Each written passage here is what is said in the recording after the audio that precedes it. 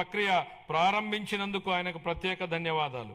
వివిధ ఆర్థిక సంస్థల ద్వారా స్వయం సమృద్ధి నమూనాలో నిధులను సమీకరించి పనులను వేగవంతంగా ముందుకు తీసుకెళ్తున్నాం. 57,868 కోట్ల విలువైన 97 పనులకు పరిపాలనా అనుమతులు జారీ చేశాం.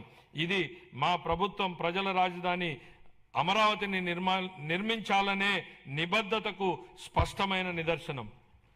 2026-27 ఆర్థిక సంవత్సరానికి మున్సిపల్ పరిపాలన మరియు పట్టణాభివృద్ధి శాఖకు 14,539 కోట్లను కేటాయించాలని నేను ప్రతిపాదిస్తున్నాను. న్యాయశాఖ, హోం, మద్య నిషేధం, ఎక్సైజ్ మరియు అగ్నిమాపక శాఖలు. మంచివారు భయపడనప్పుడు చెడు శక్తులు బలహీనమవుతాయన్నటువంటి రొనాల్డ్ రీగన్ సూక్తిని గుర్తు చేస్తూ తీవ్ర వాతావరణ పరిస్థితుల్లోనూ, పండగల సమయంలోనూ, అత్యవసరాలు, విపత్తులు, ప్రజా కార్యక్రమాలలోనూ సమయంలోనూ వ్యక్తిగత అవసరాలను పక్కన పెట్టి రాత్రింబగళ్లు కర్తవ్యాన్ని నిర్వహించేదే మన పోలీసు దళమే. కాకి యూనిఫామ్ గౌరవం మరియు హుందాతనాన్ని భుజాన మోస్తూ ఏదైనా ఆపదొస్తే మొట్టమొదటిగా స్పందించేది వారే. వారి సేవాభావం, త్యాగస్ఫూర్తిని మా ప్రభుత్వం అత్యంత గౌరవంగా భావిస్తుంది. గత పాలనలో దెబ్బతిన్న పోలీసు వ్యవస్థ గౌరవాన్ని పునరుద్ధరించేందుకు మా ప్రభుత్వం కట్టుబడి ఉంది. గౌరవ ముఖ్యమంత్రి గారి హామీ మేరకు శాంతి భద్రతల యంత్రాంగాన్ని సమూలంగా మార్చడానికి ఈ క్రింది ఆధునీకరణ మరియు సంక్షేమ చర్యలు తీసుకుంటున్నాం. పోలీసు శాఖకు 3,000 కొత్త వాహనాలను త్వరలో అందించనున్నాం. డిజిటల్ అరెస్టులు, ఆన్లైన్ మోసాల వంటి ఆధునిక నేరాలను ఎదుర్కొనేందుకు ప్రతి జిల్లాలో ప్రత్యేక సైబర్ పోలీస్ స్టేషన్ను ఏర్పాటు చేస్తున్నాం.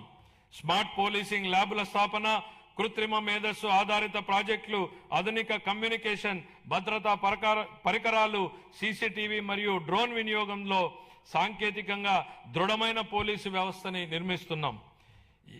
కొత్త ఏపీ పోలీస్ అకాడమీ స్థాపన కోసం 94 ఎకరాలు కేటాయించాం. నిర్మాణ పనుల ప్రారంభానికి ఈ సంవత్సరంలో 15 కోట్ల రూపాయల కేటాయింపును ప్రతిపాదిస్తున్నాను. శ్రీకాకుళం, రాజమండ్రి, ప్రకాశం, చిత్తూరు జిల్లాల్లో 4 కొత్త ఇండియా రిజర్వ్ ఏపీఎస్పీ బెటాలియన్లను ప్రారంభించి 3,920 పోస్టులను మంజూరు చేశాం. పౌర పోలీసు నిష్పత్తిని మెరుగుపరిచేందుకు 5,757 స్టైఫండరీ కేడెట్ ట్రైనీ కానిస్టేబుళ్లను నియమించాం. శిక్షణ సమయంలో వారికి ఆర్థిక మద్దతుగా నెలవారీ భత్యాన్ని 4,500 నుండి 12,000 వరకు 3 రెట్లు పెంచినట్లు గౌరవ ముఖ్యమంత్రి గారు ప్రకటించారు. అమలు చేయడం జరుగుతోంది. పోలీసు సిబ్బందికి బకాయి ఉన్న టీఏడీఏలు, సెలవు సంబంధిత బకాయిలు, వైద్య రీయింబర్స్మెంట్లు తదితర చెల్లింపుల కోసం దాదాపు 500 కోట్లను విడుదల చేశాం. పోలీస్ కానిస్టేబుల్ నుంచి డీజీపీ వరకు 20 లక్షల నుండి 45 లక్షల వరకు ఉచిత బీమా కవరేజీ కల్పించే గ్రూప్ పర్సనల్ యాక్సిడెంట్ ఇన్సూరెన్స్ పథకాన్ని పునరుద్ధరించాం. గత 5 ఏళ్లలో విస్తరించిన గంజాయి సమస్యను ప్రత్యేక విభాగం ఈగల్ ద్వారా మరియు డ్రోన్ల వినియోగంతో కట్టడి చేస్తున్నాం. మహిళల భద్రత కోసం శక్తి యాప్ను ప్రారంభించాం. దీని ద్వారా 7 నిమిషాల్లో స్పందన లభిస్తుంది మరియు వేధింపులకు పాల్పడే వారిపై కఠిన చర్యలు తీసుకుంటాం. జిల్లా న్యాయ వ్యవస్థ కోసం కోర్టు భవనాలు మరియు నివాస గృహాల నిర్మాణాన్ని విస్తృతంగా చేపట్టాం.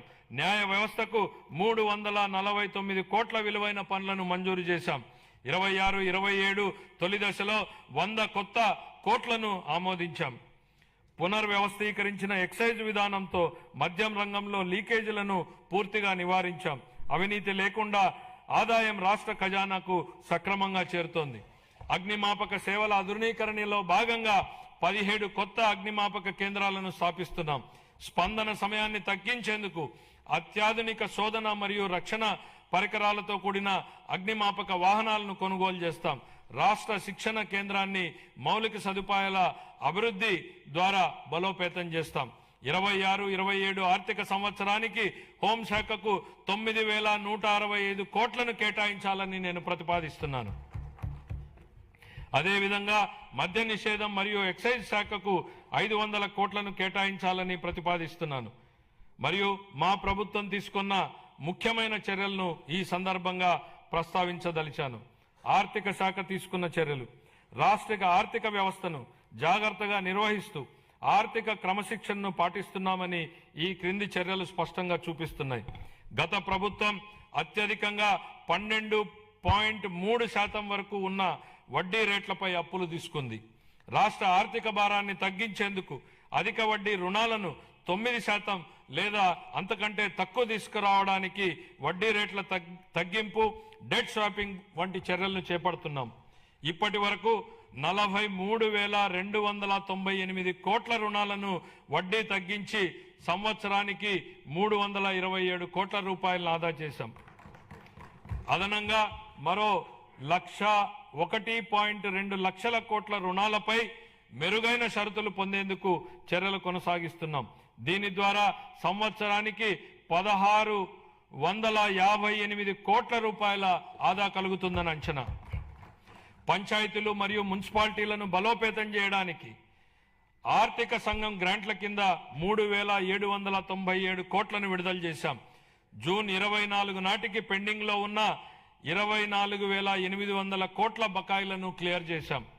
సాగునీరు, రహదారులు మరియు ఇతర పనులకు సంబంధించి 37,030 కోట్లను చెల్లించి ఆర్థిక కార్యకలాపాలను పునరుద్ధరించాం.